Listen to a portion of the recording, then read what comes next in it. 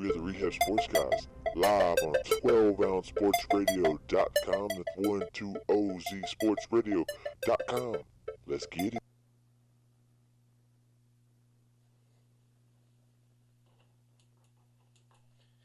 Welcome in, everybody. This is David from the Rehab Sports Guys. I am here by myself right now, but I will later be joined by Jesse, aka J Will the Guru. Ian's out doing a little family stuff today to do the family thing, but I'm gonna get into this All-Star weekend this weekend. We had the home run derby last night. As everybody probably knows by now, Bryce Harper's won the home run derby, the hometown kid, which is a cool story. It's a cool thing for a hometown kid to, be able to win the home run derby in his own home park. That's kind of cool. For it being such a quote quote weak field to start the derby, everybody really kind of knocked it this year because they didn't think the names lived up to the hype or whatever it may be. But in my opinion, I think it ended up being tuned down. It actually ended up turning out to be pretty good this week. I mean, Schwarber went off, Bryce Harper went off, Rhys Hoskins went off. I mean, it ended up being a really, really good show last night, and it was actually quite enjoyable in my opinion. You had Hoskins went for, I think, 16 in the first round. Javi Baez went for, I believe, 17 in the first round. So pretty much everybody in the derby did well last night. Freddie Freeman was the lone wolf there that didn't really do a whole lot, but even he hit a dozen bombs in the competition. So even he did well for a guy that's not even a power hitter. He did well. Let's think here. Schwarber, I mean, he like they said on the broadcast last night, that guy is just meant to hit in home run derbies, and I mean, he's a great player. It comes out a lot too that these players quote quote veto their opportunity to play in the home run derby just for the simple fact that it makes them feel like it alters their swing and harms their overall game to start the second half of the baseball season. Believes that. I'm one of those that actually believes that it's just an exhibition and it's just clean good fun. It's glorified batting practice to me with a viewership of probably thousands and thousands and millions or even millions. To me, it's just glorified batting practice. It's supposed to be fun. Like, just go out, have fun, enjoy the moment. I mean, some guys, they'll get multiple opportunities to do this thing. Most guys, though, it's gonna be a matter of maybe even just one time. So, in my personal opinion, I say go for it. Just go for it, have fun, and enjoy yourself. Now, with that said, we got the All-Star game tonight, and I honestly feel like the American League is about to show exactly what kind of dominance they have in this side of baseball. But the matchup for the starting pitchers is going to be, in my opinion, the biggest talking point, because I think the pitching between both sides is going to be absolutely stellar. We have we have Chris Sale against Max Scherzer as the starters, and there's so many good storylines. That's the thing I like a lot about the All-Star game, is that you get a lot of these guys that just come up out of nowhere and just ball out. And guys like my own home team, Shin-Soo Choo, like, he's not starting, but he got an alternate spot, and I really think things like that are a good thing for the first-time starters. Like the guys like Max Muncy that even go harping back to the home run derby. Like it's the guys that you wouldn't think would ever make a push to get there that make it exciting. But with that said, there's going to be a lot of good storylines to see what happens because, there's going to be a lot of Astros, there's going to be a lot of Yankees, there's going to be a lot of Red Sox, teams like that. It's going to be fun. It's going to be a fun thing. It's going to be a fun thing to see. And, it's gonna be interesting. But I'm about to have Ian call in here in just 1 minute. So give me just a second.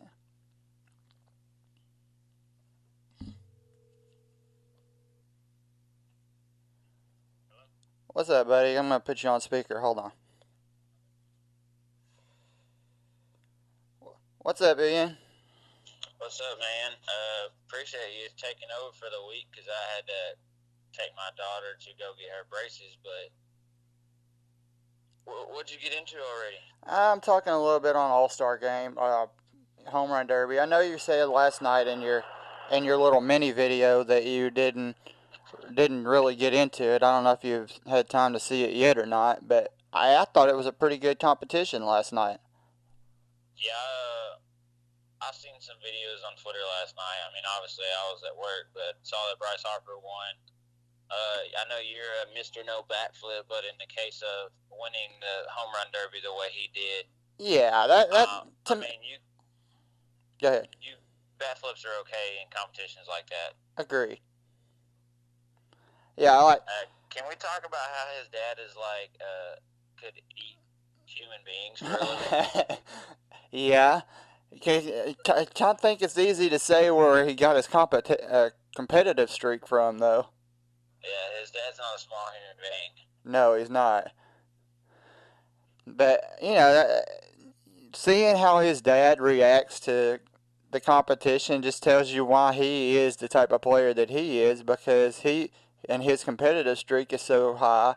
He gets it from his dad. Which a lot of us do. Yeah. And when you love a sport and you're taught from your dad or your mother, depending on what sport it is or anything like that,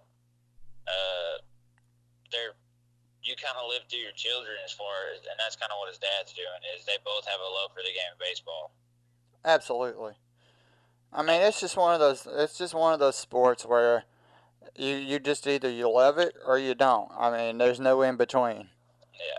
I saw a tweet last night that sports is the one thing where adults can be kids, where sports bring out the kids in all adults. Absolutely. And you saw that in his dad last night. Oh, for sure. And I mean, the home run derby is a special thing too, because I know it's just somebody throwing the ball, but that gives a family member, an experience that they'll never forget. Like Bryce Harper's dad, Javi Baez, he had his brother out there. I mean, you see some of these guys some years with their high school pitching, high school coaches and stuff like that. Like that's to me that's really really cool. Like that's one of the things I love about All-Star Weekend. You get so many of those kind of really cool feel good storylines and like surprises and stuff that you don't expect.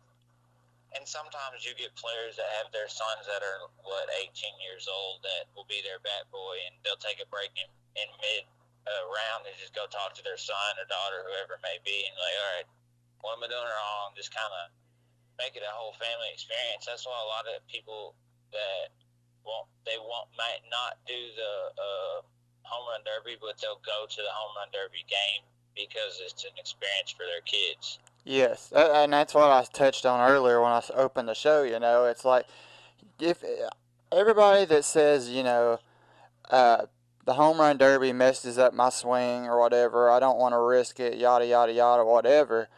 To me, I'm just like, in my personal opinion, I just feel like the home run derby is a glorified batting practice with thousands upon thousands of people that watch.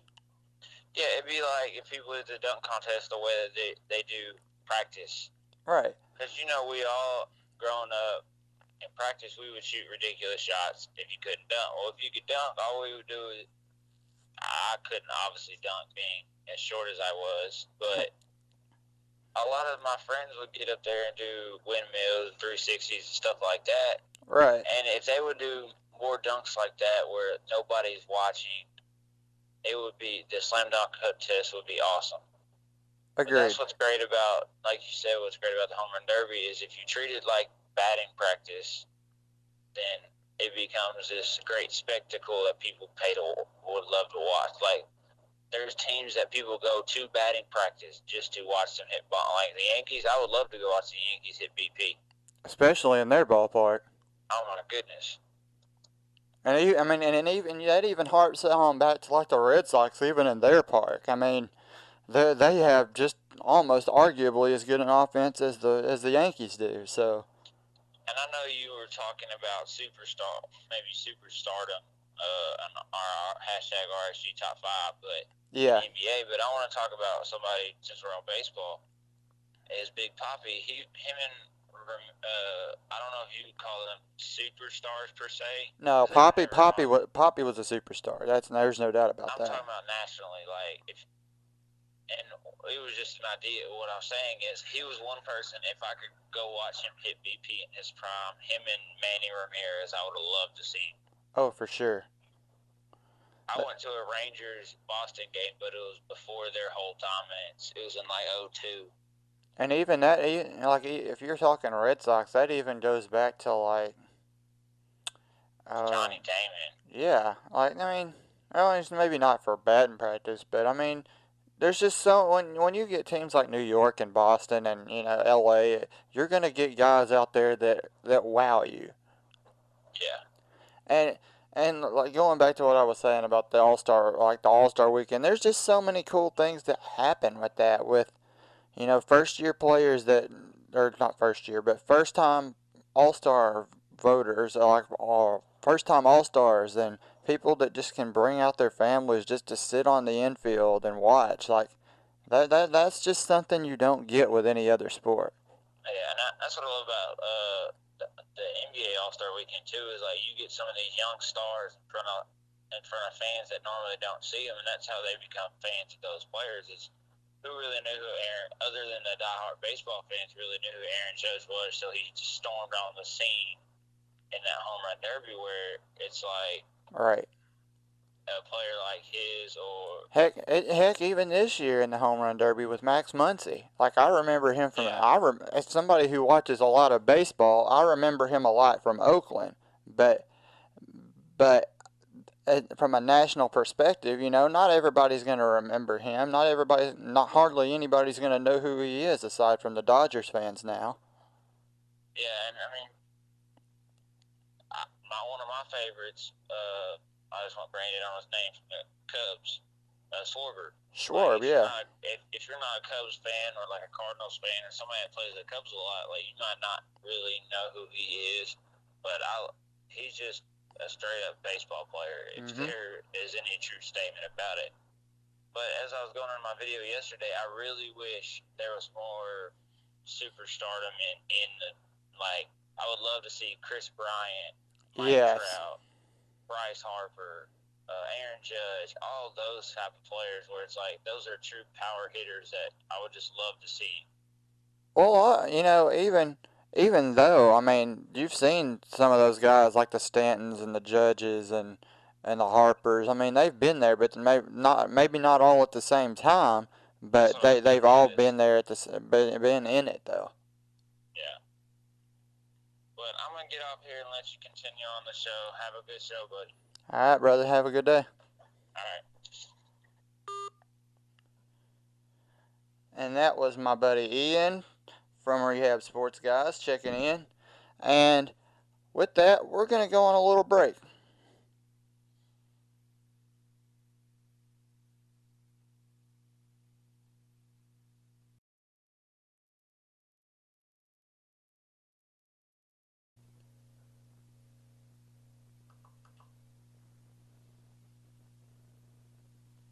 Hey guys, it's Ian here from Rehab Sports Guys. You can now book tee times on 12 Ounce Sports Radio. Just go to 12ouncesportsradio.com and scroll to the bottom of any page, and there you'll see a banner that says Book Like a Pro. Click the banner, enter your course, or enter a zip code. Then select a tee time of your choice. You'll get 50% off each time you book through 12 Ounce Sports Radio. So book your next round at 12ouncesportsradio.com. 12ozsportsradio.com. Welcome back, guys. We're going to get into a little bit more NBA talk, and we're going to do a little bit of the Twitter world's opinion here and what it matters in the grand scheme of things. Everybody wants to talk about hashtag NBA Twitter last night about this whole thing blowing up. It's stupid. The trolls on it that think their opinion matter way more than it actually does. Okay, so fill me in about what's going on with what blew up last night with the NBA Twitter. Honestly, I really don't even know. I think it was like, as stupid as it was something that wasn't even related to sports. It was just like some random dude that was part of quote quote NBA Twitter got into it with of all people, Ariana Grande fan bases. Like, what is going on, bro? Like, what are we doing? Like, what are we actually doing? Does Ariana Grande have a fan base still? Apparently so. I guess so. I mean, I don't know any of her songs. I know who she is. Yeah, I know that she's hot, but other than that, yeah, I mean, she's banging. I mean, I hope my wife's not listening. But man, like, so a lot of things that I've been seeing lately on Twitter in the NBA is this whole is Kobe top 10. Duh. And it was really hard because, well, and then of course Skip put LeBron at like 9 of all time. I'm like, okay, but he has Kobe at 7, and so that was an interesting thing. I think that Twitter is great for the NBA because I see a lot of good stuff on Twitter about the NBA, and then I just see a lot of ridiculous Homer stuff, like Laker fans wanted LeBron so bad back in like 2014, and now that LeBron came, it's almost like they don't want him there, and so it's interesting to see the things that people, and this is just Twitter in general, since I've been on Twitter for the past 4 months, just a lot of the stuff, and you can follow me at jwildaguru.com, that's JWILLDAGURU on Twitter, but I see a lot of, I saw a lot of videos posted recently of D Wade and Derrick Rose, and then I just see asinine things on Twitter about people who. So I want to shout out Point God. I don't know who Point God is, but he's somebody. That was who I was talking about. But I follow him. I follow him on Twitter, and he says some good stuff. But every once in a while, he'll have some like outrageous post. I don't have my Twitter with me right now. My phone's charging, but. Oh, so people were also ranking the top 5 best young teams or whatever. So, like, the top 5 teams with the best young core. Of course, it was like the Celtics, the Lakers, Phoenix. Can I just say the Knicks fans just need to sit down and shut up? Yeah, because I saw a lot of them trying to back up their guy, Frank. And he is terrible. He is terrible. He cannot shoot the ball to save his life. He's Tony Allen with more passing skill. Now, I think Kevin Knox is going to be good, but his shooting's been inconsistent. And so my question is how do they have that top 5 list? And how do they have that top 5 list and not include Chicago? Chicago's starting 5 is under 25 years old, just on pure talent. Now, I agree with you. I have major concerns about 3 of them dudes: Levine, Chris Dunn, and who's the other injury-prone dude they just signed? Jabari Parker. Yeah. And they have one dude on that team that can consistently hit threes, and that's that marketing guy who's really good. And Portis. But he's not. Portis is going to be coming off the bench for them. So I think their starting 5 is going to be Laurie, Levine, Jabari, Chris Dunn, and I can't remember who the other guy was. Yeah, I mean, it's obviously going to be Dunn, Levine, Jabari, Lowry, and somebody else, but whoever their power forward is. Actually, no. Actually, I take that back. For the Bulls, it would be it would be Chris Dunn, Zach LaVine, Jabari Parker, Lauri Markkanen, and Robin Lopez. Because he's their starting center. Does he still play for them? Yep. I think the Zach LaVine deal was interesting because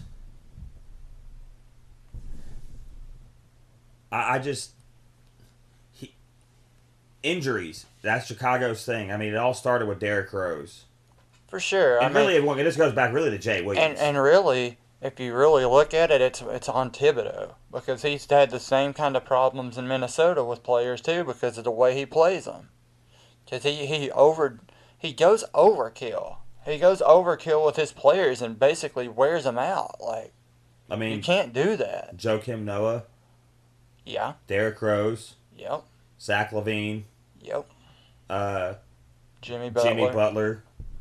I mean, at one point in time, I thought Thibodeau was a top 5 coach, but not anymore. Yeah. It's weird because you find this with coaches who he had success in Chicago. And mind you, that one year they had Derrick Rose as the MVP. They went up against LeBron. I'm not going to hold that series against him. But how are you this defensive coach? It's like when Charlie Strong went to Texas. Right. It's like you're supposed to be this defensive guy. He goes to Minnesota. He can't get Andrew Wiggins to play defense. And that was supposed to be Andrew Wiggins' strong suit. He can't get Karl Anthony Towns to play defense. Right. And so it's very interesting. Yeah, I mean, if Cat could just play decent defense, he would be, he'd be something else. Yeah, that's why people are looking at I'm silly. Joel Embiid is being the better long-term prospect than Karl Anthony Towns, and Karl Anthony Towns has an amazing offensive arsenal. Right, but back to the topic at hand, though. The impact of NBA Twitter is a good thing, but at the same time, it kind of ruins it, because it basically pins people against each other and coming at each other in a way that has nothing to do with sports a lot of the time. Yeah, that's true, because our buddy Chase Gage talks about the NBA, and I think we have lots of really good dialogue with Chase Gage. We don't always agree, but at the same time, a lot of these Twitter back and forth then become, like you said, something other than sports. Exactly. That's why, me and Ian were talking about it. We love, not necessarily the beat writers, so to say, but it's I guess it would be writers, not beat writers, like the main people, but the people that have, credential with a team, that just have side projects they do, like the Mavs guys do. There's a lot of those guys that aren't actually, accredited to the team as the main beat writer, that are actually really good on follows on Twitter. I'm sure that's with any team, but there's at least 2 or 3, maybe 4, just in the Mavs fan base alone that I can name off top that I really enjoy what they got, their opinions, a lot of the time. Yeah, a lot of times Twitter just turns into, oh, well, you think that, you're dumb. I hate that crap. And it's like, everyone has an opinion. I posted something this. I'm guilty of doing it from time to time, but at least make it about the topic at hand. Yeah, if we're talking about who's better than this player, then don't make it personal for no reason. Yeah, like I don't know you, to Twitter followers, I don't know you, you don't know me, I don't know anything about your personal life. At the end of the day, at this point in time, we all have regular jobs, families, and stuff that we've got to do, and responsibilities. I'm a 30-year-old man. I ain't got time to be getting drugged through the mud and called names and stuff like a damn child. Come on. Yeah, I will say I haven't had that experience on Twitter. Now Facebook's totally different. I'd be wanting to slap people on Facebook. With Facebook. Yeah, that's why we went to Twitter, and now we're on 12 ounces, because people on Facebook just ain't got no damn sense. That's why anybody that ever says anything about some sports page on Facebook, I'm like, I don't even bother. Because Facebook is toxic as hell whenever it comes to sports pages. Oh yeah, and the great thing about Twitter is you've got that unfollow, and you got the mute. And a block. And then if you see some stuff you don't like that you're not, you can just be like, I don't like this page, and then I'm like, cool, we won't show it to you anymore. And then you can go in your stuff and you can mute anything that you don't want to see in your timeline all the time. Oh, you have to show me how to do that. I got you on that. Oh, bet, because there's, man, like when I say no politics on my page, I made a point of having no politics on my page. I get that. That's a lot of what I've been following, because they be trying to get me out here talking about the president. I can't do that anyways because I'm in the Army, and I'm like, bro, I'm on Twitter for sports. Right. That doesn't mean I don't care about what goes on in the real world, but that's not why I'm on Twitter. Everybody says, oh, you shouldn't. These people on Twitter don't care. These people on Twitter don't. Let me just tell you, other than Jesse and Ian, some of my closest friends now are people that I met through Twitter. Oh, yeah. We've met great people through Twitter. The entire scout team, girl sports, beer. I've got... and I'm not even talking about the 12 ounce. 12 ounce people. I'm not talking about actually in real life have went and met and hung out with. Like, I've met some really awesome people. There's some girl from Canada. I got to take off my headphones real quick. And I'm going to go grab my phone and come back on my Dillovy Top. But I want to shout her out because she has the most awesome Twitter ever. And she don't even talk about sports. Right. But, yeah, I mean, it's a good device for...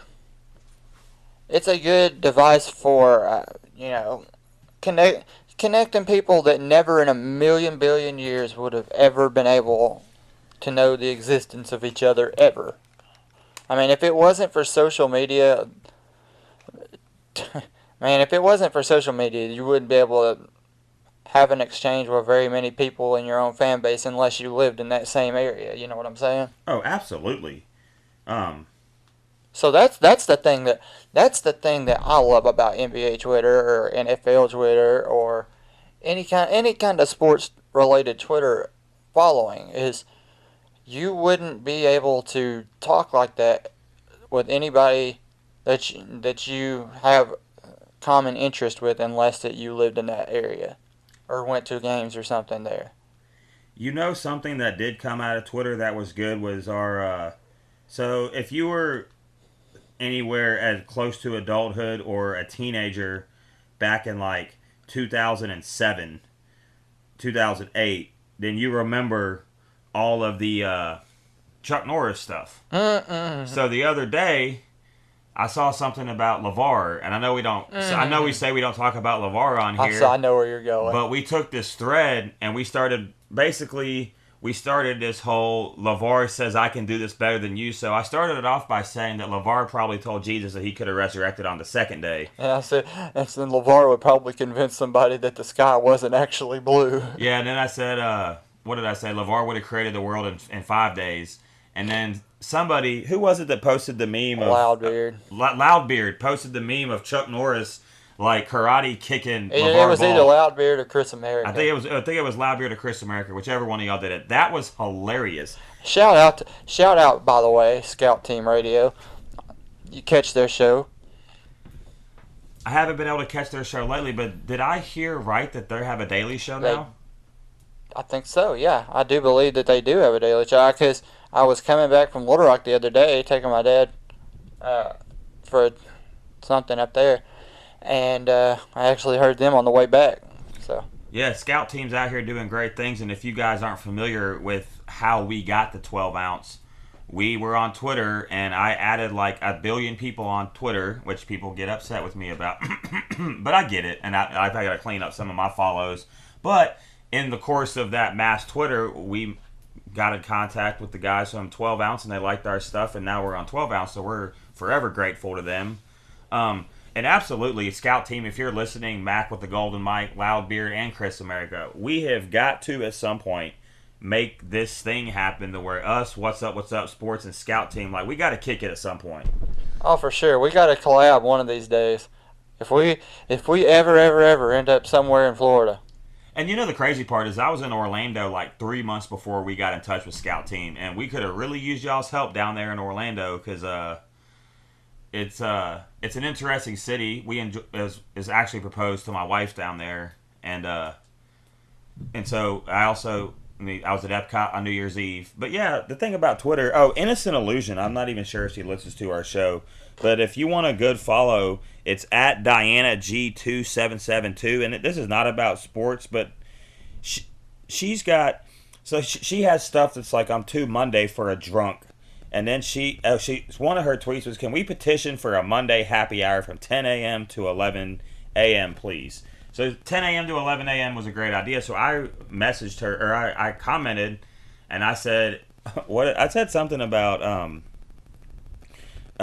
a different happy hour. I'm going to pull this up real quick because I like to shout out my Twitter followers. I said happy hour from 7 a.m. to 6:59 a.m. day. Day. And so she liked it, and so but yeah, so that's just a cool person on Twitter, and that's probably going to be a new thing that I do every show, is I'm going to shout out just some random person on Twitter. And Twitter's been great for networking. Like there's ridiculous things I see all the time. Let's see, NBA buckets. Oh yes, let's address NBA buckets right now. NBA buckets. He's at NBA_buckets. He says, in all honesty, if anyone thinks Harden isn't a top 5 player in the league, it's just wrong. I've seen way too many lists putting him out of the top 5, and it's flat out disrespectful. He doesn't play defense. He doesn't play defense, and he's a reluctant passer, is what Jim Jackson will tell you. And let's put another spin, if you will, on what one of my favorite Mad followers at Captain Jackass would say. He calls him Jim Harden. Let's talk about how the fact he always chokes in the big game. Yeah, and hey, Rocket fans, where's Jim at whenever you need him? He disappears every single time. Yeah, and I think that's a fair criticism of Harden, because they were up in that series. Chris Paul gets hurt, and then James Harden. That whole team disappeared too. But yeah, and it's one of those things that he said was that. Like he insinuated, and listen, NBA buckets, I have nothing against you, but it's not disrespectful to have an opinion that's different. So if I don't think James Harden, I would say James Harden's in the top 10 in the NBA, maybe top 15.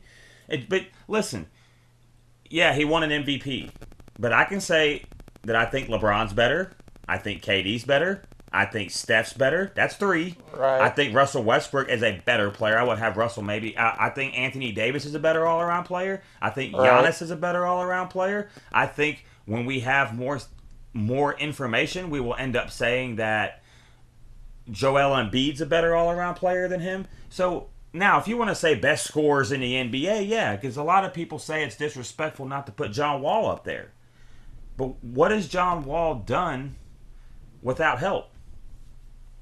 Good point. Or I would say that I would if Kyrie would stay healthy, I would think Kyrie's a better basketball player. Now he don't play great defense either, but now James Harden's a gifted scorer. No one's saying he's trash. No one's saying he's a bad basketball player. But Kevin McHale said what he said about him. And listen, if that's your guy and he's in your top 5, I don't think it's disrespectful to put him in there. We can agree to disagree, but don't say that it's disrespectful not to put Harden in the top 5 because he's got 1 MVP and he plays in he's obviously benefited from the D'Antoni system. It's like telling me that Steve Nash is the greatest point guard of all time. No, he's not. Now, Steve Nash is a Hall of Famer, but he absolutely benefited from D'Antoni's system. So yeah, let's not sit here and act like James Harden has been torching the league. Now, is James Harden an all-NBA player? Yes. Is he an all-star? Yes. Is he a superstar? Yes. I don't have to have him in my top 5 if I don't want to have him in my top 5. Just like if I don't feel like I want Kobe in my top 10, and I'm not saying I do or I don't, but I can make an argument for 10 guys better than Kobe. What I can't do is make an argument for 15 guys better than Kobe. So if you've got Kobe in the 20s, yeah, I don't think you watch basketball. But, and the other thing about that, too, is getting off topic a little bit, is eras. So a lot of people won't put guys like Oscar, Wilt, and Russell in their top 10 because they weren't alive to see them, and I respect that. But but if you tell me you think Kobe's in the top 10, I don't think you're stupid. I think you have an argument. Chris America just chimed in. He said, if you're going to criticize Harden for losing to the Warriors by himself in games 6 and 7, then you have to say LeBron can't lead either because LeBron shouldn't win a game by himself either. Well, okay, Chris America. I like it. I disagree for one reason. Look, So in a vacuum, yeah. Well, LeBron could beat the Warriors by himself. Well, yeah, but James Harden James Harden had the better coach. James Harden had Clint Capella. James Harden's team won 63 games, and LeBron still put up numbers in those games. LeBron wasn't the reason they lost. James Harden is absolutely. If James Harden is a superstar, and now.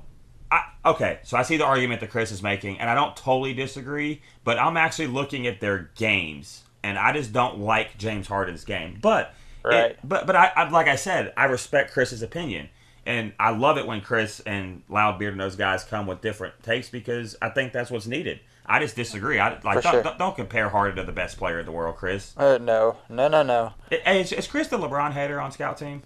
I'm not sure. It would sure appear that way. Hey, let's ask Mac what he thinks. But no, hey, good tweet, Chris. Golden Mike, your opinion is needed, sir. We're calling you. You have been called from the break room to the front. The manager needs you to talk to the customers about Harden and LeBron. Mr. Men's Underwear Model, your assistance is needed. Oh wow, yeah. I did hear about that on one of their shows, man. Hey, Mac, I just want to let you know they sometimes be doing you dirty when you're gone, bro. I hope you killing you, bro. They were like, he ain't never here. Oh, man, that's funny. I hope my guys don't do that because I'm out of the studio more than Stephen A. Smith. No, we respect the military. Oh, yeah. Well, we just say that Jesse does his playing military man for the weekend and he'll be back next week. That's about all we say. Oh, yeah. So, by the way, from August 13th to August 19th, I'm going to be gone again for another week. But yeah, so I might miss a show. But the good news is Rehab Sports Guys just moved back an hour, so I don't have to miss every show during football season. That's right. Hallelujah. I am so ready for football season. And the producer, man, actually taught me, how to do something for a change, so I get to run the show once in a while when need be. Absolutely. So that way we're not just relying on Ian all the time. So Ian, by the way, if y'all don't know, have you told him why Ian's not here? I have. Ian was on earlier. Okay, yeah. So Ian out there, getting his daughter some braces, right? Is that what's up? Yeah. That's a good thing, family first. And so family first. Happy wife, happy life. Yeah, he said that to me, and I still came on the show. But the wife was like, "You better come home right after the show." So if you're under the age of 18, earmuffs. But I'm sure y'all know what that means. So I've been gone for 2 weeks. So. Yeah. And I'm hungry, so. All that. But yeah. But yeah, let's hit a break real quick. Oh, wait a minute! Before we go on break. Okay. Okay, so I just saw this tweet from Street Disciple, and this is 12 hours ago. NBA Twitter washed Ariana Grande when they brought up Lou Aldang's net worth compared to hers. See, that's funny, but. See what I'm saying? I bet Ariana. Okay, real quick, you think Ariana Grande or Lou Aldang has more money? Yeah, exactly. Yeah. And if Lou Aldang does have more money, it's because of 2016. You can thank Adam Silver. You can thank Adam Silver for that one. But yeah, we're going to hit this break real quick, and then when we come back, we'll do our first round of NFL division breakdowns. Absolutely. We'll be back. back.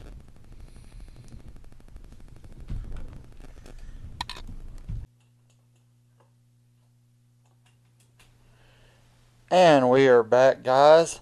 This is Rehab Sports Guys live on 12-ounce Sports Radio. And now we're going to do a little dive into our beginning of NFL division breakdowns. We're going to start this week with, I suppose we'll start with my team and our division, the Titans and the AFC South. Yeah. So I'm going to make a quick point about the AFC South. The AFC South used to be Indianapolis and everybody else, right? Absolutely. And it used to be that Houston was all right, and Tennessee was and Jacksonville was awful. No, I'll call it like it is. I love my Titans, but it wasn't, and we were garbage. And then now you look at this year. So when I was on duty, I was trying to figure this division out, and I initially had Tennessee in first place just because they won the division last year, didn't they? No. No, we didn't. It was Jacksonville. Jacksonville won the division. It should have, but right. But y'all both made the playoffs, and then Houston's quarterback got hurt, and then Indianapolis, Andrew Luck didn't play a snap last year, and so it went from being this terrible division to actually, I think, one of the more interesting divisions because for sure, if you're if you don't have a horse in the race and you just looked at the rosters, I think you could throw all the teams in the air and let it settle, and unless you had Indianapolis winning the division. Indy would probably be out of that conversation, though, because they, other than Andrew Luck and T.Y. Hilton, they really don't have much. The only thing I would say is, and I'm not as high on Andrew Luck as some of the super, like he's going to be a top 5 quarterback of all time, crazy people on Twitter or even in the media that just will not acknowledge some of the flaws he has. But I've also, the fact is they have, how do I say this? Of all the quarterbacks in the division, they have the most proven quarterback when healthy. Andrew Luck's been to an AFC Championship game. He went to the playoffs his first couple years. He's got the yards. He is the prototypical quarterback in the division. I'm not saying at this point he's the best quarterback in the division, but I'm saying up to this point, if you were going to point at the best quarterback in the division in his first 4 years, you would have said Andrew Luck. And that's because Mariota's only been in the league for 3 years. And so Andrew Luck's been in there a little longer. He went to an AFC Championship game. We know all about Deflategate. But, so here's my question. Can we stop with the Deshaun Watson is one of the top quarterbacks in the league crap? He played 7 games. Let me repeat this for you. Anybody that's listening that wants this opinion. 7 games. He didn't even finish half the year. And I agree with that. Now, I think it is fair to be optimistic about his skill set and how talented he could be. Oh, absolutely. There's no doubt that Deshaun Watson has all the talent in the world. I'm not... Listen. That's not what I'm saying. I'm not saying he's a bad quarterback. Right. The guy just hasn't done enough to prove himself. Oh, well, he was projected for 5,000 yards, blah, blah, blah, blah, blah, blah. Projections don't mean anything. What do you think is going to happen whenever somebody finally figures out how to slow down DeAndre Hopkins? Right. Crickets. Nothing. I think that the intrigue around the Houston Texans is they've always had a really decent to good defense. We still don't know how good of a coach Bill O'Brien is. I think that's fair. And some of that's Bill's fault. Some of that's the fault that he has the worst luck with injured quarterbacks, it seems. He's had an injured quarterback every year. Another thing that is alarming to me is, when's the last time we saw Matt Shaw play football? True. And now is he the backup at Atlanta now? I think he's in Atlanta. He's in Atlanta, but I remember he was good with the Texans. Because remember, he started in Atlanta. Remember who the Texans... Let me look this up while you're talking. I know who it isn't, and it's not Brock Osweiler. No, he's gone. He's actually the backup in, I think, Miami or something stupid like that. Yeah, he's in Miami. Right. So I had all this written down, but I didn't bring my notebook. You're cool. I got you. Is it Case Keenum? No. Keenum is in Minnesota. Or no. Keenum is starting quarterback. He's starting quarterback at Denver. I knew that. I'm not an idiot, Twitter. I get confused. Whoever the backup quarterback in Houston is, I don't think is very good. Well, no, but that's what you're going to get with most backup quarterbacks anyway. Most of them aren't going to be very good. Right. Hint why I don't want anything to happen to Mariota, God forbid. If we lose Mariota, we're not winning another game. Oh, yeah. If y'all lose Mariota, you can just... We're done. You might as well start your third-string quarterback and keep Mariota healthy. And for those who don't know, the Titans' backup quarterback is Blaine Gabbert. Yes. And Blaine Gabbert, I don't care what you think your eyes tell you. Blaine Gabbert is awful. As somebody who not only is a Titans fan, but also somebody that grew up as a 49er fan, I had to suffer through Blaine Gabbert once already. It was bad enough with San Francisco. I really, really didn't want to have to do it again. But thank God he's just a backup, and hopefully that's all he's ever going to be for us. And hopefully he never has to see the field. Yeah, because Mariota had a disappointing year last year, even though they still made the playoffs. I think last year is an aberration. I really do. Oh, that was absolutely an aberration. That coaching staff, I keep harping on it. Let me put this into perspective for people. The coaching staff for the Titans last year was so bad that our offense actually ran better when they weren't the ones calling the plays. Your coaching staff was so bad that you won a playoff game and they got rid of the entire staff. Exactly. Y'all didn't just make the playoffs to get rid of the coaching staff. Y'all beat the Chiefs. Brandon Weeden is the Texans' backup quarterback. That's again. right, the Weed Man. I bet he hates that nickname too. Unless he smokes weed, and I'm not against that. I'm not saying you should smoke weed, Brandon Weeden, because the NFL will suspend you for 35 games. But if you throw somebody across a parking lot of the opposite sex, they'll probably only give you 2. But yes. But Brandon Weeden, listen, I look at Brandon Weeden the same way I look at Blaine Gabbert. The same way I looked at Matt Castle. I saw them dudes come out of college. God, can I mention how glad I am Matt Castle's no longer in Nashville? Good God Almighty. Oh, that brings me a question I meant to ask you about. Oh. How do you feel about? And I know he wasn't good last year, but he was good for y'all before. How do you feel about DeMarco Murray retiring just as a football fan? It was time. Yeah, but I mean, I think we're gonna look back and say he had 2 Let really me good say years. this. Let me say this. He was really good for y'all. he was before last year he was really good. He had a really good year. The thing that the reason I won't bash on DeMarco, even though he had pretty much a bad year last year, he instilled something in our franchise that we haven't had in a very, very long time.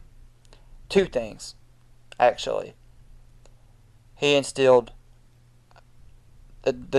he instilled a toughness in this team and put the team on his back at 28 years old and said that he could be the back and he was going to carry this team as far as they could possibly go.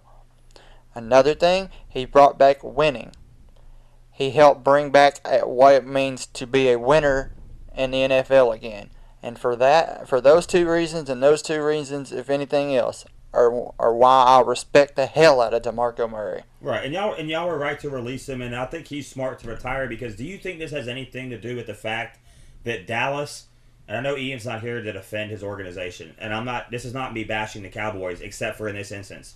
They absolutely ran DeMarco Murray into the ground for, I think, the sole purpose of they wouldn't have to pay him. I believe that. I believe they didn't want to commit to a long term, which is the Cowboys' right. And now, mind you, Tony Romo was a way better quarterback when DeMarco Murray was running the football effectively. Okay, I'll disagree with that. They ran him into the ground. They did run him into the ground, but I don't think it was out of ill will. I don't think they wanted him to get hurt, but I think it wasn't a matter of getting hurt. It wasn't a matter of wearing him out either. I don't think that was the intention. I just think that they went with what was working, and him running the ball was what was working. So that's what happened. So I mean, and I agree with that. In all honesty, that's exactly what's going to happen with Zeke at the rate they're going. Yeah, they have to find somebody they can rely on to throw the ball to, or else Zeke's going to be gone out the league in 7 to 8 years too, if not sooner. I mean, you just cannot. And it's a wonder Le'Veon's lasted as long as he's lasted with the kind of toll that they have, or with the production that they depend on out of him. Yes. I mean, you just can't. In this league, and the way the game of football is now, you cannot run your running backs into the ground like that. You have to either have somebody who can spare them on snaps, or you have to have another option to get the pressure off of them. I mean, you can't run running backs into the ground. There's a reason. There's a reason why in the NFL that running backs have the smallest shelf life of any position in football. I mean, other than offensive line. No, even the worst. They're the worst. Running backs have the worst shelf life of any position in the NFL. I mean, you just can't. You just cannot do that. That's the same. That's what drove DeMarco into the ground. That's what's going to drive Zeke into the ground. That's what's going to ultimately probably be what drives Le'Veon into the ground, because you cannot do it. That's why Barry retired. They did it to Priest Holmes in Kansas City. Yep. You just can't do it. Yeah. So back to this division. So we'll start with the Titans. What do you think of y'all's offseason? I like our offseason, man. Our defense, between the draft and what we did in free agency, I really liked the moves that we made. We drafted Harold Landry. We picked up Malcolm Butler. We picked up Benny Logan on the edge. I mean, we picked up Rashard Evans, linebacker, Alabama. I mean, we went really, really heavy on defense. My biggest thing, and I've talked about this till I'm basically blue in the face in my Titans group chat that I'm in, is our receiving core. Yeah. Our receiving core is basically what is the scariest part of the team to me, is because we have no depth whatsoever at that position, and we have no true number one starter. I've said it, like I said, till I'm blue in the face, that if this offense is going to be successful, it depends on Derrick Henry being able to be effective running the football, and it's going to depend on these receivers being able to be schemed open. Yes. I.e., what Kyle Shanahan did with the Falcons outside, not Julio, but everybody else on that team. Right. You have to be able to, when you have less than stellar talent as a whole, you have to be able to scheme players open sometimes. And that's what Dallas wasn't able to do last year. So, to me, you've got Mariota, who I think will bounce back and be better. You've got a new coaching staff. You've got a good defense. There's no reason why y'all shouldn't at least be. I don't see any way that we win less than 10 games. Yeah, I think 10 is the worst you'll do, and I think 11. I think 12 is a stretch. I'll say as low as 10-6, and as high as 13-3. And the high being like way high. Right. That would be, and it depends on how your schedule fares out too. And then you've got Jacksonville and Houston, and we own Jacksonville. They don't scare me. I would. My only thing is if Jacksonville had any other. Derrick Henry is Jalen Ramsey has been sunned by Derrick Henry more times than I can count already. Like that, whenever Jalen Ramsey goes into the game with Tennessee and he meets up with Derrick Henry, he just needs to start referring to him as father. Like I mean, just at this point, he's no contest. No contest. We own them. Yeah, but that was last year, and this is my point I was going to make. Year. Listen, let me talk. This is what I was going to talk about with Jacksonville. I have no idea why they still have Blake Bortles at quarterback. Yes, he played well in the playoffs, but they have Blake Bortles at quarterback, and that is the sole reason. Because I think their defense is stacked. They've got lots of talent on offense. They got Fournette. They got those receivers.